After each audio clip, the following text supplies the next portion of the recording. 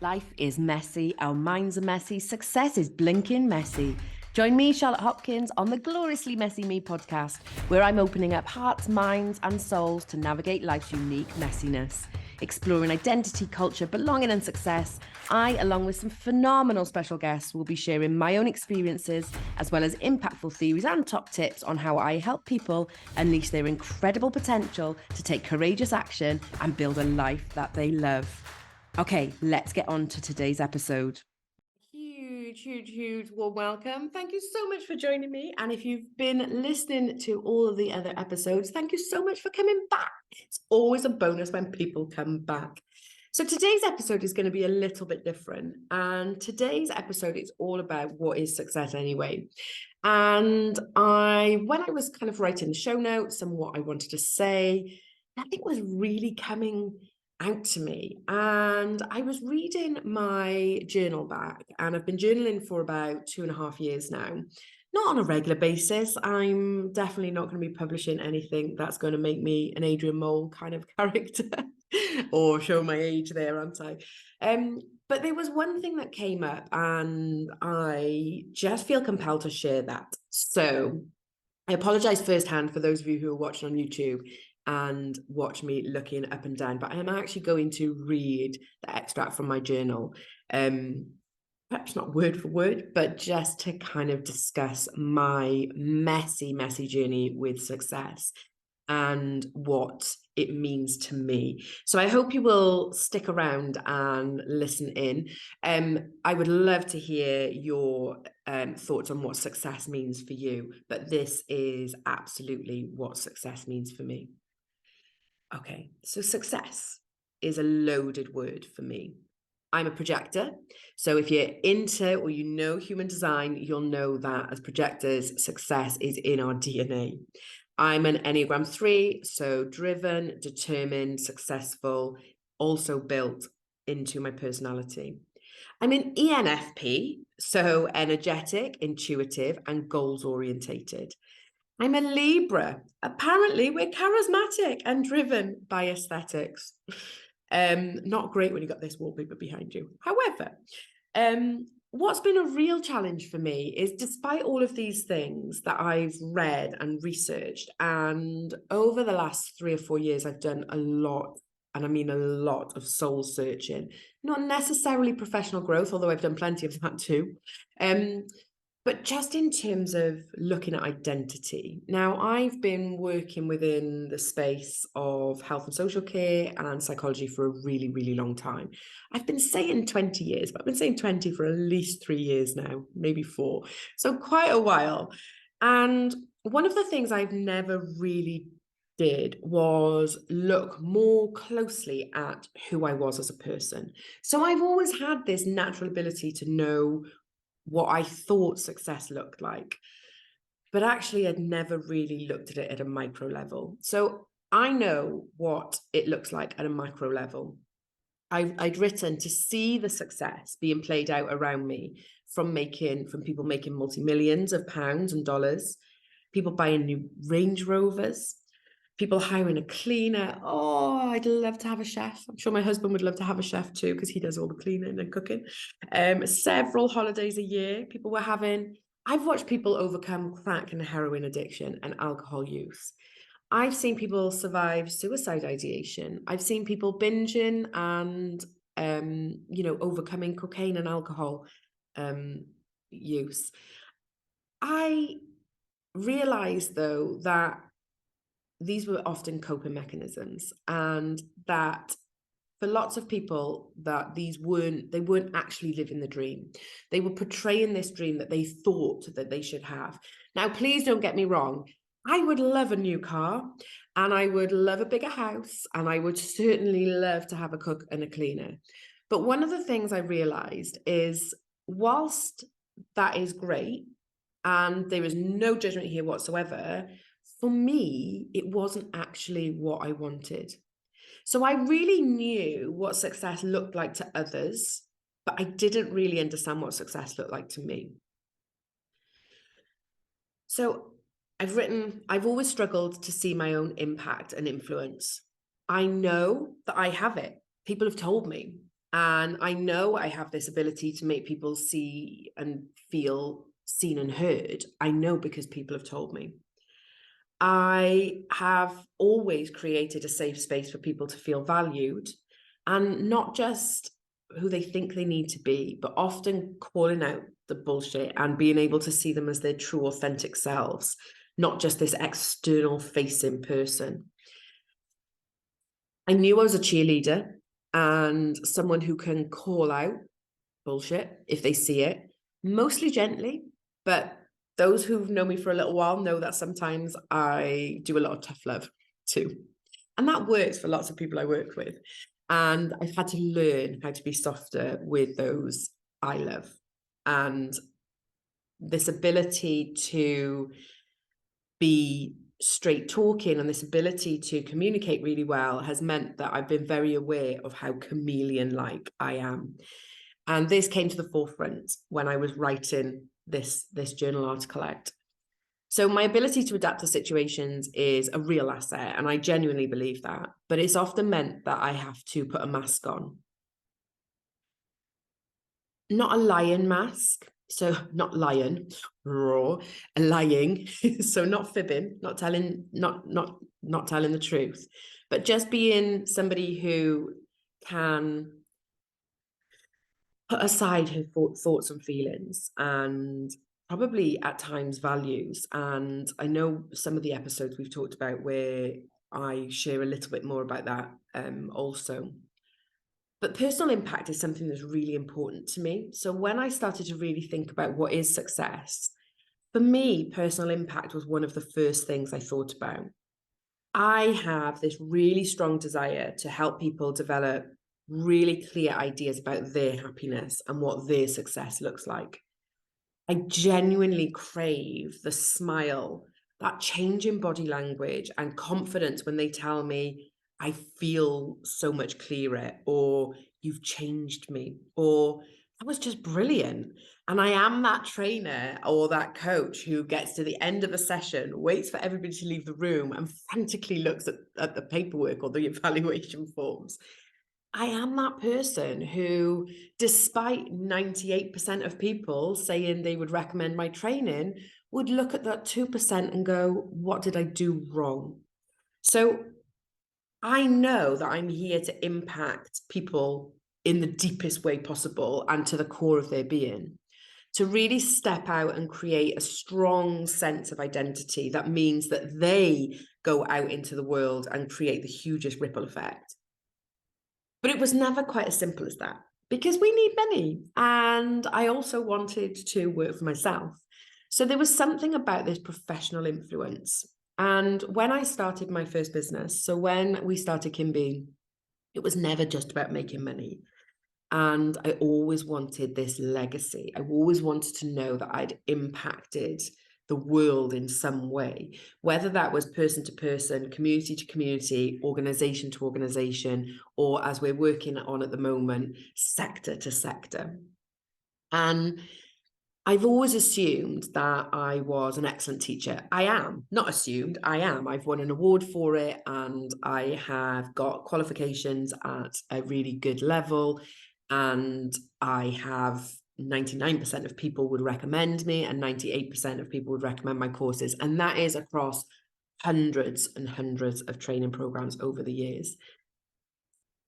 But what really came from this piece of work that I did on myself when I was really thinking about what success meant to me was that my ability to create a space where everybody feels seen was more important. And that was really the stepping stone to why I'm here today. So this journey started about 4 years ago. I've been thinking of doing a podcast for probably at least 5 years. Nothing really felt right. And I couldn't quite work out what it was that I wanted to talk about. And as I've gone through this journey, we find ourselves here in 2023.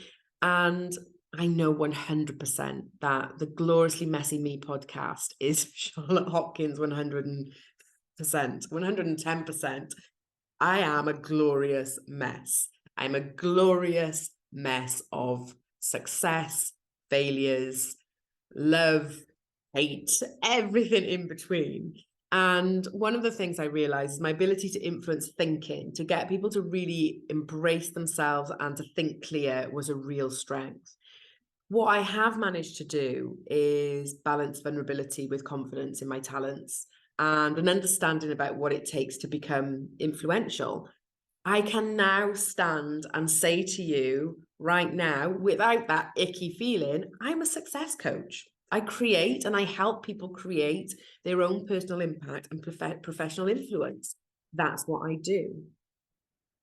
But that doesn't always mean that I get it right. And I wanted to share another part of a journal article that I'd written to add in. I spend so much time on something that I call the Pen y Fan effect.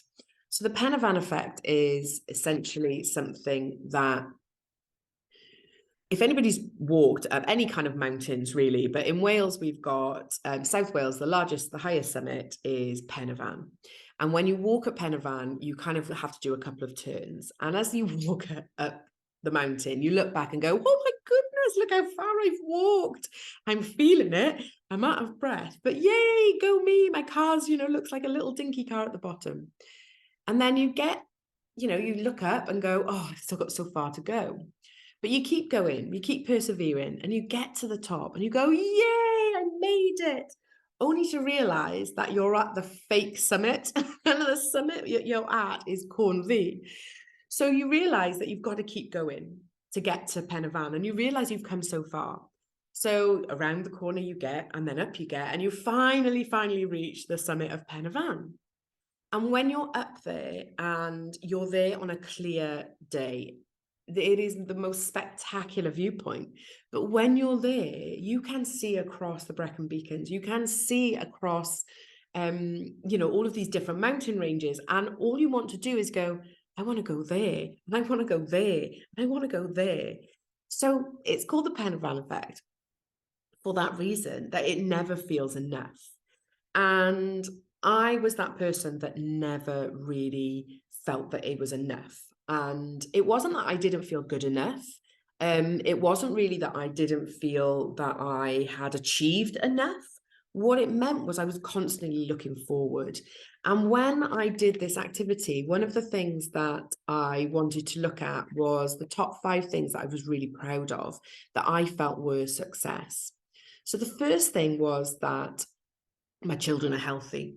So anybody who's had poorly children or poorly partners know that you want healthy children. And as a parent, that has to be one of your biggest successes, as well as one of the biggest challenges. I had a happy marriage. So anybody who is married knows that a marriage takes work. And I love my husband to bits. We take work, and he would say exactly the same. I am hard work, and I know that I'm very fortunate to have found somebody who loves me for who I am. So I have a happy marriage, and we have to work on that. I am seen as credible and professional in my sector, and I hadn't really taken that all in. I hadn't absorbed that. So when I first started Kimby, all I wanted was to be seen as credible and professional. And all I was allowing myself to see for 4 years on and into that business, was that I wasn't where I wanted to be. And actually, when I took a step back and realized what the work I was actually doing, I absolutely was being seen as credible and professional, and the go-to expert in what I was doing. And that's culminated in me stepping into that power and then getting some incredible contracts. So for me, that legacy that I wanted to have in terms of professional influence, I was already having, but I was so blindsided, like looking at the top of Pen y Fan going, where else am I going to go? I hadn't looked back to see how far I'd come. And then most recently, I realized that we've brought in multi-6 figures over the last 12 months. Not once have I ever sat back and really reflected on the income that we generated. And when I did that, I was astounded. And again, as I stepped into that power and I owned that success, we've had the most phenomenal start to our new financial year. In fact, we've brought in the same amount of money in 8 weeks that we have for the whole year of last year. So there's something about stepping into our power and really owning what that success is. Now, I'm not driven by status particularly, and I'm not driven by finances particularly. But what I did want is to feel that I was of value, and I did want to feel that I belonged, and I did want to create connection with people. And what I would say is, I am Charlotte Hopkins. CharlotteHopkins.com is something that I have wanted to do. Charlotte Hopkins coaching is something I've wanted to do for a really, really long time. I kept stopping myself because I wasn't seeing success to what it actually meant for me. So to finish off, I just wanted to give you a bit of a list on what success is and what my new version of success looks like for me. So success is self-belief that is unshakable. It's self-determination that drives me forward. It's a really strong sense of self where I'm living my core values. I'm living what I live and breathe, not saying something and then behind the scenes not living it, which happens so often in the online space. I want an assertiveness, I want boundaries, and I want confidence, but I need to keep that ego in check. I want to be action taking and goals orientated. It's part of who I am. I will always be that person who will want more and will always be striving to be as best as I can be. So I want that courageousness. I don't want to be boring. I want to feel invigorated. I want to have this radical acceptance to really embrace my messiness. Yes, I want financial freedom. I want it on my own terms. I want to be able to, provide for my family without stress, without worry. But actually, I want to do it while making changes for people and families and communities. I need to embrace the calm times as well as the chaotic times. I thrive in the chaos, but not everybody thrives around me when I'm in the chaos. I need to embrace that calm. I need to know that I'm being personable, and I need to know that I'm different to other people. I need to be changing and interchanging. That Penavan effect is really strong on me. So I need to know that me as a person can be fluid and flexible and really offer what feels right for me in that intuition. I have, and I will continue to have and continue to build a really strong sense of identity, not just in me as a person, but socially, culturally, interpersonally. One of the biggest things and biggest challenges I've gone on in the last 12 months is really understanding my white privilege and how I haven't been anti-racist enough. And that's been a really emotionally challenging time. But my goodness, I feel like such a better human being for doing it. I want to be able to hold myself accountable. So I want to be able to hold me personally accountable for my goals as well as my mistakes. My husband will tell you that I'm not the first to say sorry. And even if I want to, I have this overwhelming dryness in my mouth. This little Charlotte chimp that says, you don't need to say sorry. You haven't done anything wrong. Remember, this is what we did. I have an uncanny ability to convince myself that I'm never wrong. And it's a real challenge. And I know my husband, bless him, he definitely gets the brunt of that. But I know I need to build this relationship with myself. And that's what success looks like to me. Yes, it's about creating professional influence. Yes, it's about being personally impactful. But first and foremost, for me, it's all about making sure that I am happy with me. Because when I'm happy with who I am, when we are happy as human beings with who we are, when we know what we stand for and what we don't stand for, when we know those boundaries that are non-negotiable, when we know what integrity looks like, when we know what we think, feel, and believe, and in the moment can accept those, we can take on anything.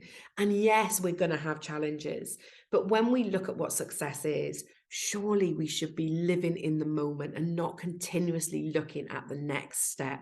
When I'm at the top of Penavan now, I take in the fresh air, I take in the views, I take in the sound. Sometimes you can be there and there's ridiculous amounts of people who clearly have nothing better to do. However, sometimes you can be there and it's really quiet.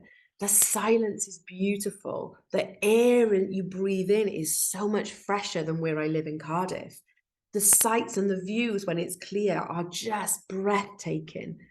So by being more present, we really are able to open up and expand what we mean by success. And that is something that I am personally working on. So thank you so much for listening into this episode. I appreciate it's slightly different to some of the others, but it was really important for me to really just share what I felt success was, because I felt for so long that I was looking at other people's versions and aspiring to do that. And that's something that I really want to encourage you to think about. What does success look like to you?